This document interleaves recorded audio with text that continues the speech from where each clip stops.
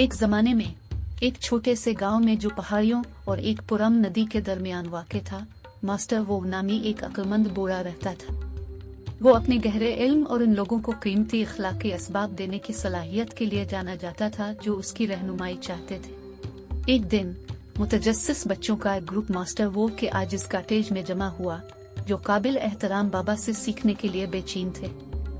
Master वोग उनकी तरफ गर्मजोशी से मुस्कुराए और कहा, आज मैं एक ऐसी कहानी शेयर करूंगा जिसमें अहम इखलाकी सबक हैं। इसने काई नामी एक नौजवान लड़के की कहानी शुरू की जो इसी गांव में रहता था। काई अपनी शरारती तबीयत और पड़ोसियों के साथ मजाक करने की आदत के लिए जाना जाता था। इसकी हरकतों के बावजूद गांव वालों ने इसके रवैये को बर्दाश्त किया, ये यकीन रखते हुए कि वो आखिरकार अपनी बचगाना हरकत को बढ़ावा देगा।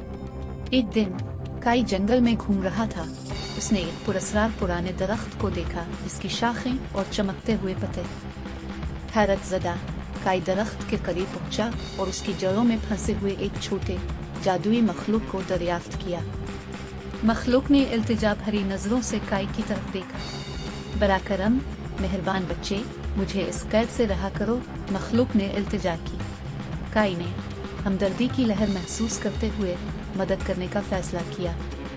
उसने मखलूक को आज़ाद करने का रास्ता तलाश किया और बहुत कोशिश के बाद इस जादू को दरख्त से बांधने में कामयाब हो गया।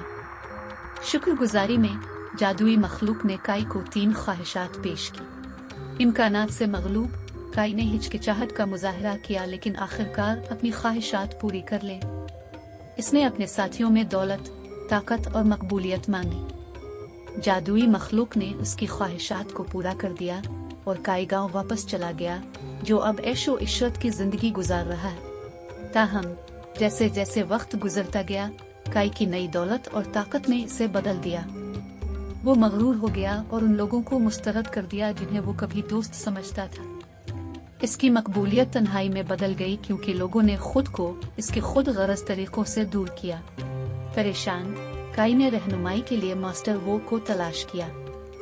अक्लमंद बूढ़े ने काई की कहानी को गौर से सुना और फिर कहा, जवान, तुमने एक कीमती सबक सीखा है।